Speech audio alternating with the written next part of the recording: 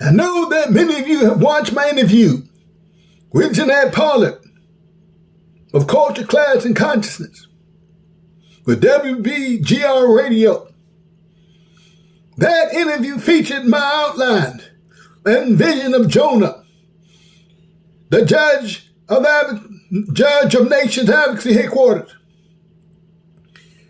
I want to set the record straight, clear up any misconceptions that may have surfaced. First of all, I want to make it abundantly clear that I'm not suggesting or advocating that we should freely forgive whites for what they have done to the Native Americans, the indigenous people of the continent. Secondly, neither am I suggesting or advocating that we as African Americans should freely forgive whites for what they have done to us. Both in my human estimation is unforgivable. However, I believe at the same time that the Bible teaches there's a biblical precedent that even the most wretched of men are sometimes afforded an opportunity to make right their wrongs. Repentance for one sin is a Christian concept that Jesus taught, but that any forgiveness is still contingent and predicated upon the tangible fruit of repentance. Biblical scholars all agree that we're living in the last days, that we're perhaps in the last chapters of American history. And the only thing that stands between America and its ultimate destruction is a Jonah. Once again, I want to make it abundantly clear that I'm neither suggesting or advocating integration. Integration has failed. But I am advocating the necessity of the separation of the races if the Jonah Project fails. I am for the self-determination well-being of so-called minority groups in America. I am rightfully fearful that if we as blacks continue on this path and do nothing, that we will find ourselves in the same predicament of our Native American brothers and sisters. We are undoubtedly, unquestionably, being set up for annihilation. This disintegration is the formula for our disintegration. I believe that it is prudent if varying nations are to live together on the same continent. They must learn to do so, like Dr. King said, perish together as fools. I believe that my qualification for leadership lies in maintaining love for my people. This maintaining love for my people is the highest regard, the highest criteria for service, coupled with my conviction that I'm morally bound to live a life worth emulating. I feel that too many of our people are still in love with the white man, ignoring the fact that we're in an abusive relationship. And like any abusive relationship, this relationship must be annulled. Like a wicked institution of slavery, this institution must be abolished. I am a student of history. I possess the knowledge that the white man in America has been nothing but a devil, a tormentor. Let's look at it. Slavery, civil war, segregation, subjugation, discrimination, police brutality, massive incarceration, gentrification. Let's look at it. America, white America, you have a history of being kidnappers, rapists, racists, robbers, liars, lynchers, intimidators, and murderers. I can go on and on down the list. You fit the description of a true terrorist, but you're nothing but a band of punks, a band of bums, cowards, hiding behind masks, riding horses, brandishing rifles and carrying torches.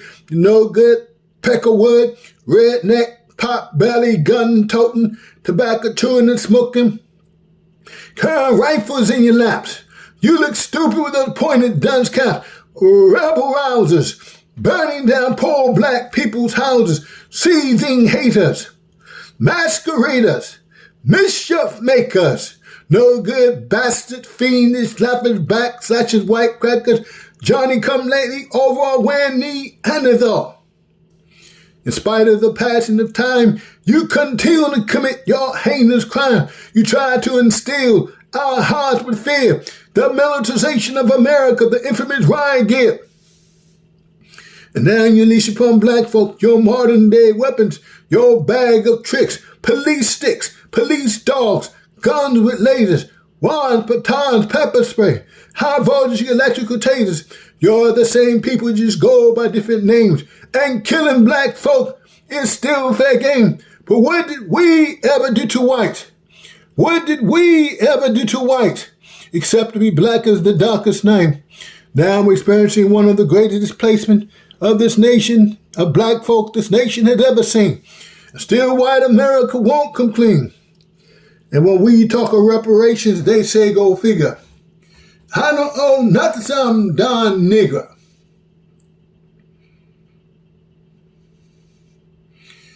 The Jonah Project, or the Jonah Movement, is perhaps the last ditch effort. Perhaps the last mass movement in America for the reconciliation of the races. Its aim is to secure the resources of this nation in order to survive and thrive as independent, yet interdependent people. If my memory serves me correctly, it was the Reverend Dr. Martin Luther King Jr. who said, and I quote, that we are all caught in an inescapable network of mutuality. We're tied in a single garment of destiny. And whatever affects one directly affects all indirectly. He said, for some strange reason, I can never be what I ought to be, until you are what you ought to be. The rich man can never be what he ought to be, until the poor man is what he ought to be. And I would like to add to that white America can never be what it ought to be, until black, brown, red, yellow America is what it ought to be.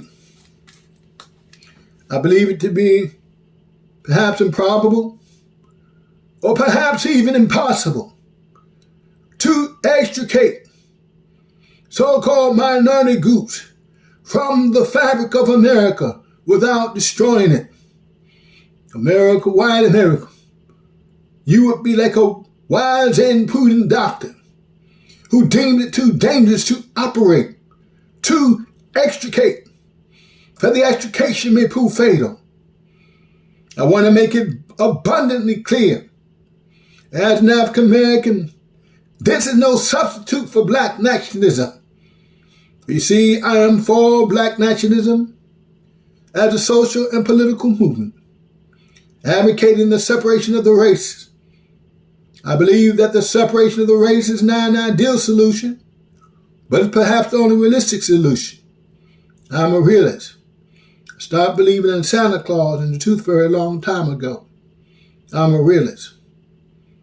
America was created by white people, for white people. White America has never been interested in an equal multiracial society. I believe that she is perhaps too greedy to share the wealth of a nation. It has been over 57 years, 60 years since the Civil Rights Act of 1964. Integration has officially failed. Now there are two Americas, one black, one white, both separate and unequal. But if my memory serves me correctly, I believe it was the Honorable Elijah Muhammad who said that the offer of integration by the white man is a hypocritical trick designed to deceive the black people into believing that they're 400-year-old open enemies of freedom, justice, and equality are all of a sudden our friends. Hence, we're back to black nationalism, not to be confused with white nationalism. We see white nationalism espouses a pseudo-scientific false doctrine of white supremacy, coupled with an intense hatred of groups such as blacks, Hispanics, Asians, Native Jews, and members of the LGBT community. If my memory serves me correctly, I believe it was the Reverend Dr. Martin Luther King Jr. who said, and I quote, "We, speaking of black, must not seek to satisfy our thirst for freedom by drinking from the cup of bitterness and hatred." So you see, I am 100% pro-black, 0% anti-anybody else. I am for the self-governing of black people. I am for black nationalism. Malcolm X, El-Hajj Malik El-Shabazz, nearing the end of his mortal life, had a major change of heart in his philosophical understanding of race relations in America as it should be. He felt that a brotherhood of races could exist under the right and proper circumstances.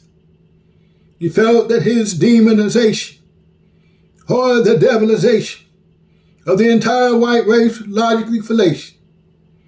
The Honorable Elijah Muhammad, the leader of the Black Muslim movement and the Nation of Islam, which happened to be the underpinning of my religious and theological base, beliefs based in history that the white man in America is a damnable devil incapable of being reformed. He taught that the white man in America is not a devil, but the devil in the flesh. Not some red man in the center of the earth, but the devil incarnate. Like many who grow in their beliefs, I use the minister Louis Farrakhan himself as an example, has moved more to a more modern and inclusive belief system. The masses have been attracted to the message of Muhammad. Hence, we're back to black nationalism and my belief in the necessity of the separation of the races in America if the Jonah Project fails and we're left with no other alternative. I believe that it was the Constitution of the United States of America that says, and I quote, "When in the course of human events becomes necessary for people to dissolve the political bands that connect them to one another, and to assume amongst the powers of the earth the separate and equal station to which the laws of nature and nature's God compel them to the separation. As an African American, I'm offended when whites suggest that we as blacks should be the ones to leave this country as a result of this dilemma. I ask the question, why should we, African Americans, or any so-called minority group, should we have to leave and forsake the so-called new world that we're responsible for creating? My thoughts are, why should the Native American, the indigenous people of this continent, should only live in the hearts and mind of Americans as an afterthought, as if they are no longer worthy of reclaiming their place in the sun, but to be deemed a conquered people and noble savages? I ask the question, why should good whites, if the term itself is an oxymoron and contradicting the terms, is given the opportunity to prove that all whites is too a fallacious concept? I've done a lot of soul searching, I've done a lot of thinking, I've come to the conclusion that we as a people, we just got to continue to press forward. Continue to press forward. But what I know, I'm just a poet.